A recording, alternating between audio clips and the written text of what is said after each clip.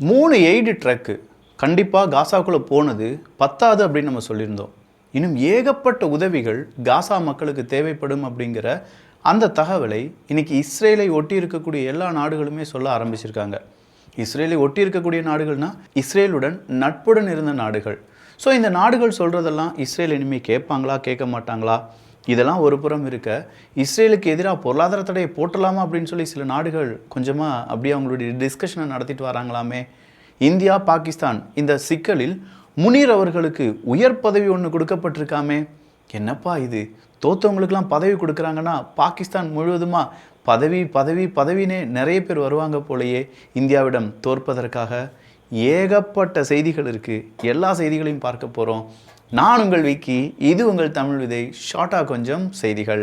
Kids பெஸ்டில் நம்ம அறிமுகம் செஞ்ச இந்த ஃபோக்கஸ் ட்ரைனிங் மெஷின் ஏகப்பட்ட பேரண்ட்ஸ்லேருந்து எனக்கு அவ்வளோ பாசிட்டிவான ரெஸ்பான்ஸ், கூப்பிட்டு கூட பாராட்டினாங்க. இப்படி ஒரு டிவைஸை எங்கள் வீட்டு குழந்தைகளுக்கு கொடுத்தது, அதுவும் இவ்வளோ அஃபோர்டபுள் ப்ரைஸில் கொடுத்தது ரொம்ப தேங்க்ஸ் அப்படின்னு சொல்லியிருந்தாங்க. ரொம்பவே நன்றி. இது என்னால் கொடுக்க முடிஞ்சது அப்படிங்கிறது எனக்கு ஒரு பெருமை தான். இப்போ இன்னொரு டிவைஸ் கொண்டு வந்திருக்கேன். இது பக்கா நம்ம வீட்டு குழந்தைகளுக்கு லேர்னிங்காக, அதுவும் ஒரு 10 வயசு வரை உள்ள குழந்தைகளுக்கு learn and play and English learning book. இதே மாதிரி நம்ம ஒரு புக் கொண்டு வந்திருந்தோம், ஆனால் அது ரீசார்ஜபிள் கிடையாது. இது கம்ப்ளீட்டாக ரீசார்ஜபிள். ஒவ்வொரு புக்லேயுமே 20லேருந்து 25 இடத்துல நம்ம டச் பண்ண என்னென்ன பொருள் இருக்கோ அதை நமக்கு எக்ஸ்பிளைன் பண்ணும். வித் அதனுடைய சவுண்ட் இருந்துச்சுன்னா சவுண்டையும் நமக்கு கேட்க வைக்கும். இதுலேயே ரீட் மோடு இருக்குது, மியூசிக் மோடு இருக்குது, கேம் மோடு இருக்குது. நம்ம வீட்டு குழந்தைகிட்ட அதுவாக சொல்லும், இதை போய் டச் பண்ணு, பேரட்டை டச் பண்ணு அப்படின்னு சொல்லி. இப்படின்னு சொல்கிற 22 பேஜஸ் இருக்கக்கூடிய ஹை குவாலிட்டியான இந்த learn and play rechargeable book வேணும் அப்படின்னா கீழே டிஸ்கிரிப்ஷனில் லிங்க் இருக்குது, வேணுங்கிறவங்க வாங்கிக்கோங்க. லிமிடெட் ஸ்டாக் தான். ஃபோக்கஸ் ட்ரைனிங் மிஷின் இன்னொரு 50 பீஸ் இருக்குது, வேணுங்கிறவங்க வாங்கிக்கலாம்ப்பா. இதுக்கான கம்ப்ளீட் டீடைல்ஸ் இந்த வீடியோக்கான எண்டில் இருக்குது. முதலாவதாக நம்ம பார்க்க வேண்டியது யூகே மற்றும் EU, ஐரோப்பிய ஒன்றியம். 2 பேருமே அவங்களுடைய பேஜை நாங்கள் திருப்புறோம்ப்பா, மறுபடியும் நாங்கள் ரீக்ரூப் பண்ண போகிறோம் அப்படின்னு சொல்லியிருந்தாங்கல்ல. நிறைய இடத்துலேருந்து வரவேற்பு அப்படிங்கிறது அள்ளி இருக்குது. சொல்லப்போனால் பிரெக்சிட் அப்படிங்கிறதுல ஏகப்பட்ட எதிர்ப்புகள் கிளம்பியிருந்த நேரத்தில் அதனுடைய பிரச்சனைகள் என்ன, அது எப்படி சாத்தியமில்லாமல் போனது அப்படிங்கிறதுலாம் இப்போ UK மற்றும் ஐரோப்பிய ஒன்றிய நாடுகள் 2 நாட்டுகள் சார்ந்த எல்லாருமே உணர்ந்திருப்பாங்க. அதனால தான் நாங்கள் ரீக்ரூப் பண்ண போகிறோம் அப்படிங்கிறது இன்னைக்கு பெரிய பேசு பொருளாக மாறி இருக்கு. அடுத்ததாக வந்திருக்கக்கூடிய தகவல் என்ன அப்படின்னு பார்த்தீங்கன்னா, 2 பேரும் ஒன்று சேர்ந்துட்டாங்கல்ல, இனி 2 பேரும் சேர்ந்து அடுத்த பிளான் எதையாவது போட்டிருப்பாங்கல்ல, அதில் சிக்கியிருக்கக்கூடிய நாடு யாருன்னு பார்த்தீங்கன்னா ரஷ்யா. ரஷ்யாவுக்கு எதிராக புதிய பொருளாதார தடை யாரெல்லாம் சேர்ந்து போட போகிறாங்க? ஐரோப்பிய ஒன்றியமும் UKயும் 2 பேருமே சேர்ந்து போடுற அளவுக்கு பொருளாதார தடை அப்படின்னு சொல்லும்போது, ரஷ்யாவை எங்கே அடித்தா ரஷ்யாவுக்கு வலிக்குமோ அந்த இடத்துல அடிக்கிறதுக்கு 2 பேருமே தீர்மானிச்சிருக்காங்க. அது எந்த இடம்? அதுதான் அவங்களுடைய ஷேடோ ஃப்ளீட். இந்த ஷேடோ ஃப்ளீட் அப்படிங்கிறத சுருக்கமாக சொல்லணும்னா, ரஷ்யாவினுடைய ஆயிலை பல நாடுகளுக்கு கொண்டு போகக்கூடிய கப்பல்கள். ஆனால் அது ரஷ்யாவின் பெயரிலோ ரஷ்யாவினுடைய அந்த கொடி குத்தியோ அது இருக்காது. அதுக்கு பதிலாக வேறு யாருடையாவது பெயரில், வேறு ஒரு நாட்டினுடைய பெயரில், வேறு நாட்டினுடைய கொடியுடன் இந்த கப்பல் ஒவ்வொரு நாட்டுக்காக போய் ரஷ்யாவினுடைய ஆயிலை டெலிவரி பண்ணுவாங்க. இதெல்லாம் அங்கே சாத்தியம்தான். இதை தான் ஷேடோ ஃப்ளீட் அப்படின்னு சொல்லுவாங்க.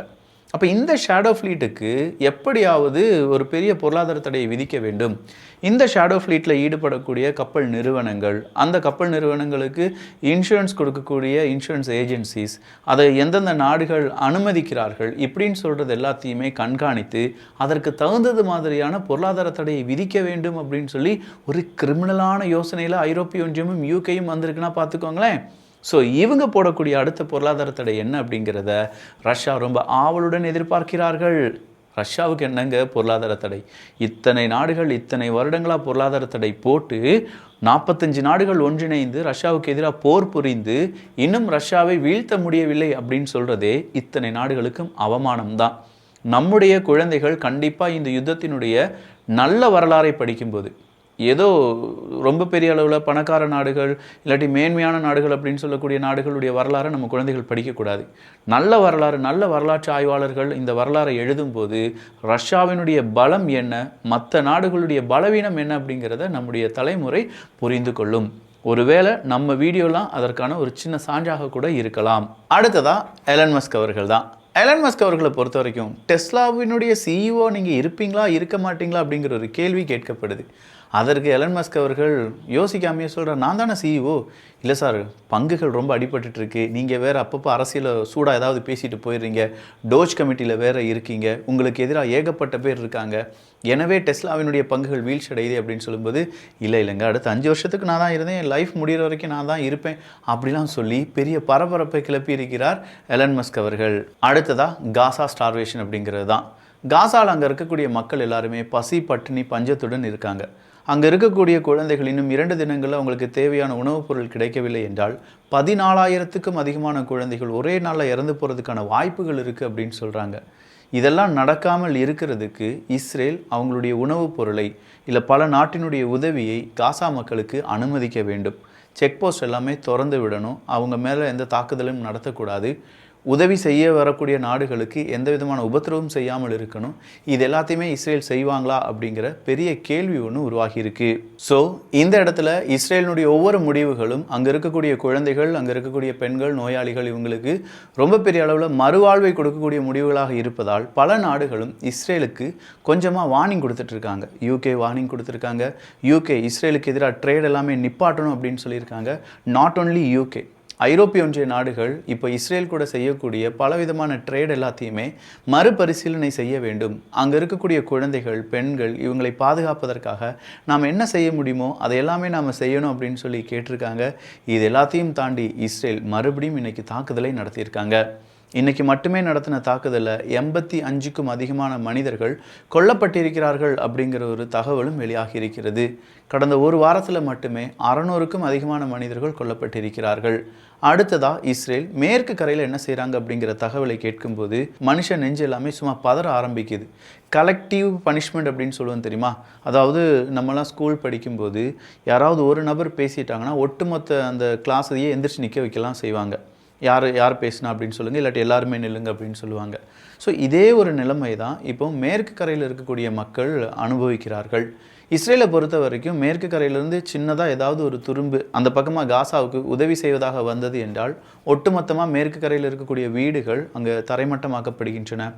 அங்கே இருக்கக்கூடிய பல இன்ஃப்ராஸ்ட்ரக்சர்ஸ் உடைக்கப்படுகிறது. அங்கே இருக்கக்கூடிய பல நபர்கள் கைது செய்யப்படுகிறார்கள், பல நபர்கள் காணாமலாக்கப்படுகிறார்கள். ஸோ இந்த கலெக்டிவ் பனிஷ்மெண்ட் அப்படிங்கிறது மேற்கு கரையில் தொடர்ச்சியாக இஸ்ரேலால் கொடுக்கப்பட்டு வருகிறது. அடுத்ததாக மார்க்கோ ரூபியோ அவர்கள் தான். ஸோ அமெரிக்காவினுடைய ஸ்டேட் செக்ரட்டரி மார்க்கோ ரூபியோ அவர்கள் என்ன சொல்கிறாங்கன்னா, சீனா வர்த்தகத்தில் ரொம்ப பெரிய அளவில் எங்களை ஏமாத்துறாங்க, டெக்னாலஜியை திருடின டெக்னாலஜியை மறுபடியும் எங்களுக்கே விற்கிறாங்க, அதுலேருந்து ப்ராடக்ட்ஸை உருவாக்குறாங்க, இதெல்லாம் சீனா இல்லாட்டி ஒரு நாட்டுக்கு நல்லது கிடையாது அப்படின்னு சொல்லி அவருடைய வார்னிங்கை கொடுத்துருக்காங்க. இஸ்ரேலினுடைய பார்ட்டிசிபேஷன், இப்போ ஸ்பெயினில் வச்சு நடக்கக்கூடிய இஸ்ரேலினுடைய பார்ட்டிசிபேஷன் அப்படிங்கிறது எல்லாத்தையுமே இனி எல்லாருமே டிஸ்கஸ் பண்ண வேண்டியதாக இருக்கும். எப்படி ரஷ்யா உக்ரைன் போர் தொடங்கின போது ரஷ்யாவினுடைய விளையாட்டு வீரர்கள் ஒவ்வொரு விளையாட்டுகளிலும் நிராகரிக்கப்பட்டார்கள். பல கோப்பைகளில் ரஷ்ய வீராங்கனைகளுக்கு வாய்ப்பே கொடுக்கப்படாமல் இருந்தது. அப்போ அதே மாதிரியே இஸ்ரேலினுடைய வீரர்களையும் நாம் பார்க்க வேண்டும் அப்படிங்கிற ஒரு குரல் உயர்ந்திருக்கிறது. போலந்தினுடைய எலெக்ஷன் அங்கே இருக்கக்கூடிய ஜனநாயகத்தை தீர்மானிக்கக்கூடிய சக்தியாக மாறி இருக்கு அப்படின்னு சொல்கிறாங்க. ஸோ போலந்தினுடைய எலெக்ஷன் ரிசல்ட் தான் அடுத்ததாக அங்கே ஐரோப்பிய ஒன்றியம் புட்டின் அவர்களுக்கு எதிராக, ரஷ்யாவுக்கு எதிராக அவங்களுடைய முடிவுகள் இது எல்லாத்தையுமே தீர்மானிக்கும் அப்படின்னு சொல்லலாம். பாகிஸ்தான், எகிப்து 2 நாடுகளுமே பேச்சுவார்த்தையில் ஈடுபட்டிருக்காங்க. காசாவில் ஏற்பட்டிருக்கக்கூடிய இப்போதைய நிலைமை, அதை தீர்ப்பதற்கு என்ன முயற்சிகளை எடுக்கலாம், என்னென்ன அடுத்த கட்ட நகர்வுகள் செய்யலாம் அப்படிங்கிறத பாகிஸ்தானும் எகிப்தும் சேர்ந்து முடிவெடுத்துட்டு இருக்காங்க அப்படிங்கிற தகவல் வெளியாகி இருக்கிறது. ஆனால் பாகிஸ்தானும் எகிப்தும் பாகிஸ்தானுடைய முனீர் அவர்களுக்கு உயரிய பட்டம் என்னெல்லாமோ கொடுத்துருக்காங்களாம். கேட்டால் வெற்றி பெற்றார் முனீர் அவர்கள், தோல்வியை தழுவியது இந்தியா, நாங்கள் பார்த்திங்களா எங்களுடைய 11 ஏர்பேஸில் அடி வாங்கினாலும் இந்தியாவினுடைய ஒரு ஏர்பேஸ்லையும் அடி வாங்கலைனாலும் நாங்கள் தான் வெற்றி பெற்றோம் அப்படின்னு சொல்லி பாகிஸ்தானுடைய அறிவிப்புக்கு இங்கே பலரும் வேடிக்கையான ட்ரோல்ஸை போட்டுட்ருக்காங்க. ஆனால் என்ன பாகிஸ்தான் மீடியா அதெல்லாம் காண்பிப்பது இல்லையோ என்னவோ. யுரேனியம் என்ரிச்மெண்ட் 1% யுரேனியம் என்ரிச்மெண்ட் செஞ்சாலும் ஈரான் கூட நாங்கள் அணு ஆயுத ஒப்பந்தத்தில் ஈடுபட மாட்டோம் அப்படின்னு சொல்லி அமெரிக்கா சொன்னதற்கு ஈரான் தகுந்த பதிலடி கொடுத்துருக்காங்க. யுரேனியம் என்ரிச்மெண்ட் இல்லாமல் நாங்கள் பேச்சுவார்த்தையில் ஈடுபட போகிறது கிடையாது அப்படிங்கிறது தான். ஐரோப்பிய ஒன்றியம் சிரியாவுக்கு எதிராக போடப்பட்டிருக்கும் பொருளாதார தடை எல்லாமே நீக்குவது பற்றியான தகவலை தெரிவிக்க ஆரம்பித்திருக்கிறார்கள். ஸோ சிரியாவில் கூடிய சீக்கிரம் அவங்களுடைய ட்ரேட், அவங்களுடைய பொருளாதார தடை எல்லாமே நீக்கப்படும். ஒரு நல்ல வாழ்க்கை அங்கே இருக்கக்கூடிய மனிதர்களுக்கு கிடைக்கும் அப்படிங்கிற ஒரு எதிர்பார்ப்பு கிளம்பி இருக்கிறது. வேர்ல்டு ஹெல்த் ஆர்கனைசேஷனுக்கு அடுத்த 5 வருடங்களில் சீனாவினுடைய உதவியாக 500 மில்லியன் அமெரிக்க டாலர் கொடுக்கப்படும் என்கிற அறிவிப்பை சீனா இன்று அறிவித்திருக்கிறார்கள். யூகே அவங்களுடைய ட்ரேடு டீல் எல்லாத்தையுமே இப்போ சஸ்பெண்ட் பண்ணியிருக்காங்க இஸ்ரேல இருந்து அப்படிங்கிற தகவலை யூகே அதிகாரப்பூர்வமாக கொடுத்திருக்கிறார்கள். இன்னும் சில நாடுகள் இதே மாதிரியான அதிகாரப்பூர்வ அறிவிப்பை கொடுப்பதற்கான வாய்ப்புகளும் இருக்கின்றன. ஸோ ஓவராலாக நிறைய செய்திகள் பார்த்துருக்கோம். இந்த செய்திகளை பற்றி உங்களுடைய கருத்துக்கள் இங்கே வரவேற்கப்படுகின்றன. எல்லோரும் தமிழ் விதையில் இணைந்திருங்கள். நல்லதை பகிர்ந்து நல்ல சமுதாயத்தை உருவாக்குவோம். நன்றி, வணக்கம். இங்கிலீஷ் லேர்ன் பண்ணுறது அப்படிங்கிறதுலாம் பெரிய விஷயம் கிடையாது. ஆனால் நம்ம வீட்டு குழந்தைகிட்ட அது இன்ட்ரெஸ்ட்டாக சொல்லிக் கொடுக்குற வேலை மட்டும்தான் நம்முடையது. அதுக்காகத்தான் இந்த லேர்ன் அண்ட் பிளேயாக இருக்கட்டும், இதுக்கு முன்னாடி கொண்டு வந்த கொஞ்சம் புக்ஸாக இருக்கட்டும், தமிழ் ஆடியோ புக்ஸாக இருக்கட்டும், அடுத்ததான் இன்னொன்று கொண்டு வர போகிறேன். அது என்னன்னா, கொஞ்சம் நம்ம வீட்டு குழந்தைகளை ரொம்ப இன்ட்ரெஸ்ட்டாக எக்ஸசைஸ் செய்ய வைக்கிற மாதிரியான, ஆனால் அதே நேரத்தில் இன்ட்ரெஸ்டிங்காக ஆங்கிலம் படிக்க வைப்பதற்கான ஒரு புக் இருக்குது. அதையும் கூடிய சீக்கிரம் நான் கொண்டு வந்துடுறேன். ஒவ்வொரு பக்கமும் திருப்பும்போது கோ அப்படிங்கிற ஒரு பட்டன் இருக்கும். அதை ப்ரெஸ் பண்ணிட்டீங்கன்னா அதன் பிறகு நீங்கள் ப்ரெஸ் பண்ண giraffe, elephant, lie down. Quality அவ்வளோ சூப்பராக இருக்கும். அடுத்த பேஜ் திருப்பிங்கன்னா அங்கேயும் ஒரு கோ இருக்கும். Eyes, shoulder, mouth, knee, hand, hair.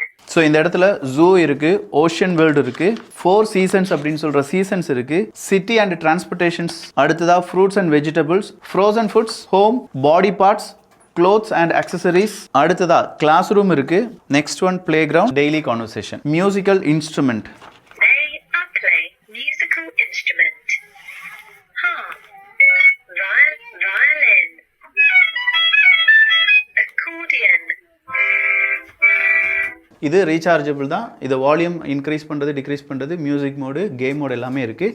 கேபிளும் இது கூடவே உங்களுக்கு வந்துடும். ஸோ வேணுங்கிறவங்க வாங்கிக்கோங்க. கீழே டெஸ்கிரிப்ஷனில் லிங்க் இருக்குது.